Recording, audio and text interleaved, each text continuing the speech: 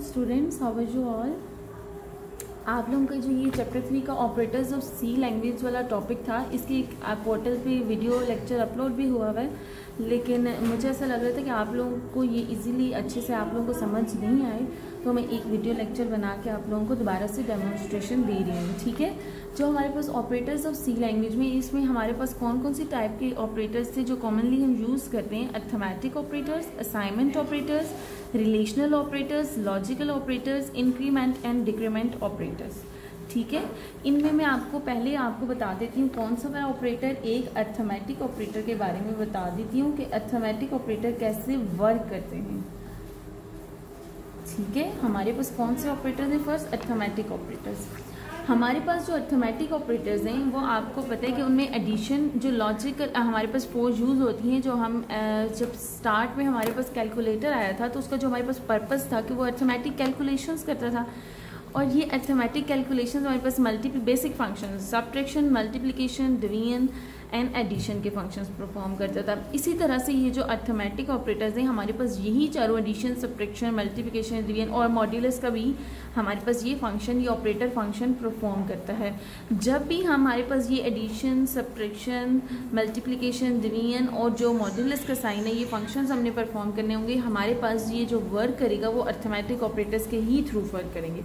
हम अपनी coding language में जब हम कोड लिख रहे होते हैं तो हमारे पास क्या होता है कि हमें यूज़ करने पड़ते हैं। ठीक है, तो कभी भी हम प्लस या माइनस नहीं लिखते।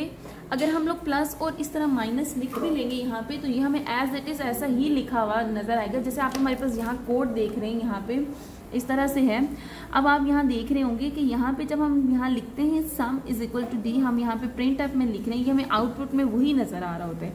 तो जब ये ऑपरेटर है, हम यहाँ सम लिखेंगे तो फिर वो उस हमारे ऑपरेटर को रीड करेगा जो हमारे पास एडिशन ऑपरेटर का होगा प्लस के साइन के साथ। ठीक है, जब हम यहाँ पे सम लिखेंगे, जब हम यहाँ डिफरेंस, प्रोडक्ट और ये हम सारी चीज़ें लिखेंगे तो ये हमारे पास किसको रीड करेगा, ये जो हमारे पास है ये तो आउटपुट में होगा। और जब हम इसका कॉमा डाल के ये डिफरेंस ये यूज़ करेंगे तो ये हमारे पास किसको यूज़ कर रहे होंगे, ये हमारे पास इन ऑपरेटर्स को यूज़ कर रहे होंगे जो हमने इन ऑपरेशंस पे अप्लाई किए हुए होंगे।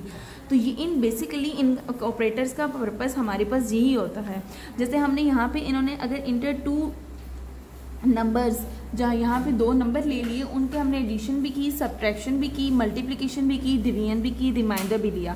जब हम यहाँ डिफरेंस, प्रोडक्ट आप देख रहे हैं यहाँ पे हम एंटर कर रहे हैं, ये जो हमारे पास है ये हमारे पास ये यहाँ पे हमने देनी है, ये हमारे पास कैसे आएगा। ये जो हमारे पास है difference X minus Y, product X multiply by Y, ये जो हमारे पास आउटपुट में आ रही है, ये जो हम इनको यहाँ पे इनपुट में ये ऑपरेटर्स यूज़ करेंगे, प्लस माइनस मल्टीप्लिकेशन, तब ही वो हमें वहाँ पे ये परफॉर्म उनके आउटपुट देगा, उनका फंक्शन परफॉर्म करके देगा बाय यूजिंग दीज ऑपरेटर्स। अगर ये वाले ऑपरेटर्स हम यूज़ नहीं करेंगे तो उसे नहीं पता चलेगा कि ये कौन सा वाला एडिशन का साइन है, कौन सा वाला मल्टीप्लिकेशन का साइन है और कौन सा हमारे पास डिवीजन का साइन है। तो कोडिंग में जब हम अपने कोड करेंगे तो इन ऑपरेटर्स को हमने वहाँ पे एंटर करना होगा, तब ये प्रिंट एफ वाली स्टेटमेंट से, प्रिंट एफ वाली स्टेटमेंट से आपके पास आउटपुट आता है यहाँ पे आपके पास।